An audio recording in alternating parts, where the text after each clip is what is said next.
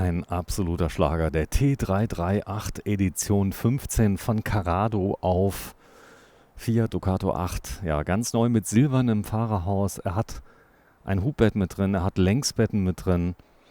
Also ein absolut gefragtes Modell mit einer tollen Zuladung. Das können wir uns gleich mal angucken. Immer noch für die Größe habe ich hier eine Zuladung immer noch von 370 Kilogramm, denn ich habe ein ausgewachsenes Fahrzeug mit einer Länge von 7 Metern, einer Breite von 2,32 Meter, Höhe knapp über 3 Meter, 3,6 Meter, 4 Sitzplätze und der Möglichkeit, das Fahrzeug natürlich auch auflasten zu lassen. 90 Liter Dieseltank ist mit dabei, also eine große Autonomie hier. Ich habe schon jede Menge kleine Extras mit eingebaut. TV-Paket ist mit drin, großer Kühlschrank und so weiter und so fort. Da schauen wir uns gleich mal drinnen ganz genau an. Eine Markise von 4 Metern ist mit dabei, eine große Heckgarage. Wir haben ja Längsbetten, deswegen fällt die Heckgarage besonders groß aus. Der T338 Edition 15, ja, aus dem Hause Carrado. Wie man weiß, Made in Germany, gehört zur Hümer-Gruppe und wir gucken uns mal so ein bisschen um. Große Heckgarage, die hier mit drin ist. So sieht sie aus. Also die größte seiner Klasse, so würde ich mal behaupten. Mit natürlich Zooösen mit drin, 230 Volt Steckdose, Bordwerkzeug. Hier links an der Seite mit dabei, Wagenheber und Co. Ganz vielen Zusatzfächern hier mit drin, wo ich also ganz viel auch verstauen kann. Und einem sehr belastbaren Siebdruckboden, also Siebdruckplattenboden, der wirklich dann auch noch wasserfest ist, einiges weg kann. Hier ist die Kurbel übrigens mit dabei für die Markise, die wird üblicherweise hier noch angebracht und das Ganze dann final bei der Auslieferung, wenn er dann an den Kunden ausgeliefert wird. Das Ganze ist schon vorbereitet für eine Rückfahrkamera. Die Vorbereitung hier ist meistens schon mit drin. Ich gucke mal gerade rein. Vielleicht ist hier sogar schon eine dran. Nee, noch nicht. Aber die Kabel liegen im Regelfall schon. Also T338 Edition 15. Lasst uns mal reingehen. Ja, wir sind beim Freistaat in Sulzemoos. Und ja, ich würde mich sehr freuen. Abonniert auch unseren Kanal German Television. Denn schaut mal drauf, ob ihr ihn abonniert habt. Wenn ihr wollt, könnt ihr gerne die Glocke anmachen für eine Benachrichtigung. Und dann bekommt ihr immer die neuesten Informationen über das Thema Reisemobile, gerade jetzt, wo viele Messen ja nicht stattfinden. So, T338 Edition 15, 64.620 Euro. Das Wichtigste allerdings in Kürze, 6,96 Meter Längsbetten und ein Hubbett mit dabei, das Bad auf der Fahrerseite. So, gehen wir rein. Klassischer Grundriss. Bedeutet, wir haben die Sitzbank in Fahrtrichtung mit Tisch, wie man das schon seit wirklich sehr langer Zeit kennt. Das Fliegengitter ist auf der Seite. Der Schrank für die Schuhe an der richtigen Stelle, direkt am Eingang, rechte Seite. Genauso wie natürlich die wichtigsten Bedienelemente für das Eingangslicht, indirekte Beleuchtung überall, wo man sieht. Wir haben ein helles Holzdekor, was sehr im Trend ist. Die Aufbautür mit Fenster und Verdunklung, damit auch keiner reinschauen kann, der da ist. So, gehen wir kurz mal rein. Hier vorne haben wir direkt, was auffällt, ein Fach. Auch das sind wir neugierig. Gucken wir mal rein. Da ist der Frostwächter, das Blaue, was da ist. Und der Boden hier ist durchzogen mit jeweils Wärmeschläuchen und Luftauslässen, dass es auch ja schön warm ist. Da drüben ist also nochmal ein Fußauslass, der schwarze Punkt dort hinten, der Tisch. Der kann zum Bett umgebaut werden. Edition 15, 15 Jahre Carrado, ein Ausstattungspaket mit vielen Extras schon mit drin im Preis, die man, wo ich empfehlen würde, überlegt euch das gut, denn Nachrüsten ja, aber Werkstatttermine zu kriegen gar nicht so einfach. Wir haben einen großen Boom in der Caravan-Industrie und man muss das Ganze natürlich auch ausrechnen. Oft sind diese Pakete sehr preiswert, sodass man die 2.000, 3.000 Euro wirklich gut investieren kann. Ja, das Fiat Ducato 8 Fahrerhaus hier mit drin. Und hier sieht man, also man hat also keinen Hebel mehr, wo man den Tempomat einstellt, sondern macht das ganz bequem hier über den, also über das Multifunktionslenkrad. So ist es. Ja, elektrische Fensterheber, natürlich auch elektrische Verstellung der Außenspiegel und Captain Chair. Das heißt also, ich habe hier überall Armauflagen auf beiden Seiten mit drauf. Remis-Verdunkelung. Das auch vorne. Das ist hier mit dabei. Fahrzeug ist noch recht neu, wenn es Fiat Ducato 8 ist. Fahrerhaus, Klimaanlage, hier eine manuelle Klimaanlagensteuerung mit dabei und dieses neue Design vom Cockpit. Blick jetzt mal nach oben. Hier habe ich sehr viel Licht, das kann ich aber auch verdunkeln. Wenn ich das nicht haben möchte, dann kann ich hier oben zuziehen, gerade wenn die Sonne natürlich im Sommer in Spanien frontal, also genau über mir steht, dann will ich hier natürlich nichts mehr haben. Hier sieht man das Hubbett, das ist direkt hier oben drüber, das trägt nicht allzu sehr auf. Ich konnte also problemlos runter durchgehen. Hier habe ich noch ein kleines Sitzbänkchen zum Anziehen, da kann aber auch jemand drauf sitzen. Der Kühlschrank natürlich an der perfekten Stelle. Da ist die Sitzgruppe mit dabei und der Kühlschrank direkt daneben, sodass ich sogar sitzend an meine Getränke rankomme. Sehr interessant. Und ja, das Ganze hier im Freistaat in Sulzemoos. Ja, wir sind hier in Bayern und in der wahrscheinlich größten Ausstellung für Reisemobile in Europa. Dort hat man quasi die Auswahl wie auf einer großen Messe und kann sich die Fahrzeuge ohne eine Messe zu besuchen dann auch jederzeit angucken. Für uns natürlich sehr praktisch. Wir können dann auch bei geschlossenen Messen uns die Fahrzeuge mal ganz genau für euch anschauen. Der Schaut Elektroblock, ja, den findet man mittlerweile überall. Das ist also quasi eine Einheit, die ist unter dem Fahrersitz eingebaut. Ich kann mal gerade schauen, dass ich das mal öffnen kann. Dann kann ich euch das vielleicht mal zeigen einmal. Kriege ich das hier auf? Ja, geht auf. Damit ihr das mal gesehen habt, gehe ich mal raus für euch und zeige euch mal so einen typischen Schaut Elektroblock in der Hoffnung, dass er auch da montiert ist, wo er seit 435 Jahren montiert ist, nämlich unterm Fahrersitz. Hier ein bisschen eng. Habe ich mir genau das richtige Fahrzeug ausgewählt. Warte, ich drehe mich mal. Hier sind wir, aber wir scheuen ja keine Kosten und Mühen, um euch zu zeigen, wie solche Reisemobile funktionieren. Also das ist der Fahrersitz. Üblicherweise ist die Aufbaubatterie auf der Beifahrerseite unterm Sitz und hier habe ich dann diesen Elektroblock, der hier drunter sitzt. So, jetzt muss ich mal kurz mal schauen. Da ist er drunter, aber von der anderen Seite zugänglich. Also diesmal gedreht und die Batterie befindet sich dann unter dem Beifahrersitz. Die Aufbaubatterie, also nicht die Fahrzeugbatterie, sondern die Aufbaubatterie. Vorteil ist natürlich hier, dass ich das Fahrerhaus habe. Ich habe ganz normale Türen, kann einsteigen von beiden Seiten, bin also da nicht irgendwie eingeschränkt in irgendeiner Art und Weise und habe also ein ganz normales Cockpit hier. Ich zeige euch nochmal kurz den Fiat Ducato 8. Hier sieht man 12 Volt und USB, das ist neu. Man hat auch hier die neuen Bedienelemente mit dabei. Die Halter hat sich jetzt nicht so viel geändert und das Doppeldienschacht-Radio, was ich dann nachrüsten kann. Vorbereitung ist da bereits mit drin. Mit Lautsprechern und hier sind wir wieder an der Stelle, wo wir stehen geblieben sind, am Innenraum. Kühlschrank. So mit süß hier ein kleines Schränkchen unterm Hubbett. Mit 2 Scharnieren und der Heizungssteuerung, das habe ich eben nur kurz unterschlagen, neben dem Elektroblock, da waren wir stehen geblieben. Hier ist der Fernseher mit drin, der natürlich an einer wichtigen Stelle hier ist, denn so ist er einmal unten von der Sitzgruppe aus zu sehen und einmal oben vom Hubbett. Kühlschrank öffnet zum Wohnraum, auch der mit getrenntem Gefrierfach. Und das hier bitte nicht als Ablage verwenden, denn da geht das Hubbett ja runter. Da wäre jetzt der Sitzgruppenbereich. Hubbett auch hier wieder mit Gasdruckfedern mit dabei. Und das Ganze kann also federleicht dann einfach rauf und runter bewegt werden.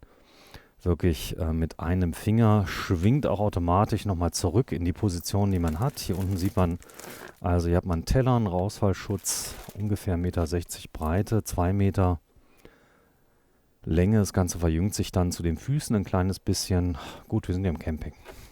So, hoch. Einfach drücken. Es geht wirklich wie von alleine hoch. So geht's runter, also mit dem Körpergewicht. Bettauflagen können liegen bleiben oben. Man muss nur aufpassen, dass man hier bei dem Fenster, das machen viele falsch, die schließen das Fenster, machen hier die Auflagen drauf, drücken das dann hoch und wenn es sehr heiß ist, wird der Kunststoff verformt und das Fenster geht kaputt von innen. Also da wirklich nochmal aufpassen. Die einen oder anderen werden das leider schon erlebt haben. Also das haben mir immer mehr Leute geschrieben. Hier habe ich einen Vorhang mit dabei. Den Vorhang, den kann ich einfach runterlassen und kann hier einfach zuziehen. So, ich zeige euch nochmal, wie leicht das geht. Also jetzt ist das Bett hier. Das kann man auch hier entsprechend verriegeln. Es liegt hier mit auf. Das war das, was ich eben sagte. Da bitte nichts drauflegen. Und der Fernseher ist komplett dann auch zugänglich vom Hubbett aus. Und wenn ich das dann später hochhaben möchte, einfach kurz drücken. Das war's. Es fährt von alleine rein. Also dafür brauche ich dann wirklich keinen Motor. Küche. Ja, die Küche ist auf der Fahrerseite und hat eine L-Form.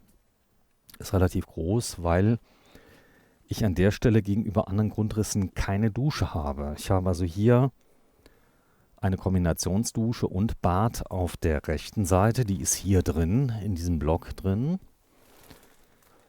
Und habe dann natürlich viel mehr Platz in der Küche. Also insbesondere habe ich hier einen großen Abstellplatz für Küchengeräte oder Kaffeemaschine. Das Ganze wird hier gespeist mit 230 Volt, die ich direkt hier oben angeschlossen habe. Aber ich habe hier unten noch mehr Steckdosen, nämlich 12 Volt und 230 Volt mit drin. Ein Kleiderschrank, der sich direkt hier unten drunter befindet. Dient sich auch hervorragend als Kleiderschrank. Hier vorne ist der Radkasten. Er wurde also da integriert. Und Besteckkasten und viel Platz für Töpfe und Pfannen und. Das hier ist die größte Schublade in der Mitte. Habe hier meine Spüle, den Dunstabzug direkt oben drüber, den ich also einfach so aktivieren kann. Ruckzuck und meine Schränke oben drüber.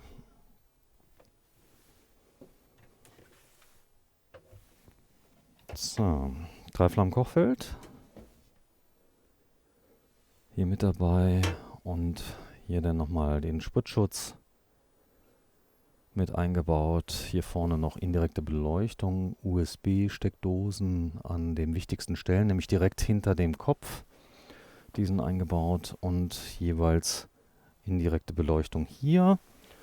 Noch ein großer Schrank unter der Spüle. Da habe ich meinen Mülleimer mit versteckt und habe hier vorne wirklich viel Platz, unter anderem für Töpfe. So, und das Ganze ist nochmal gesichert durch einen Magneten. Das heißt, sollte das Fahrzeug schief stehen, kann sich die Tür nicht einfach von selbst öffnen.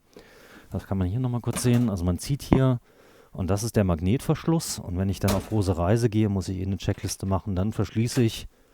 Ansonsten kann es nicht von selber aufgehen. So, wir drehen uns. Das beliebteste Bettformat in Europa ist zumindest mal, oder ich sag mal im deutschsprachigen Bereich, ist das Längsbett. Und hier haben wir längs Einzelbetten, die umgebaut werden können zur Liegewiese. Wieder mal das bekannte Format. Hier ziehe ich raus und habe dann die Möglichkeit, das Mittelpolster zu erweitern. Wenn ich das mache, muss ich allerdings aufpassen bei Kindern. Die können dann relativ tief hier runterfallen. Deswegen gibt es also hier im Regelfall immer einen Rausfallschutz. Und der kann auch montiert werden, sehe ich gerade. Hier oben sind nämlich die passenden Ösen mit dabei. Wenn man das Ganze nicht braucht, dann macht man das so und kann dann ganz bequem über diese Treppen, die hier da sind, einsteigen. Wenn man das denn kann. Ansonsten, habe ich ja schon gezeigt, gibt es ja ganz viele Grundrisse mit einem Queensbett, was mit dabei ist. Gucken wir mal ganz kurz hier rein.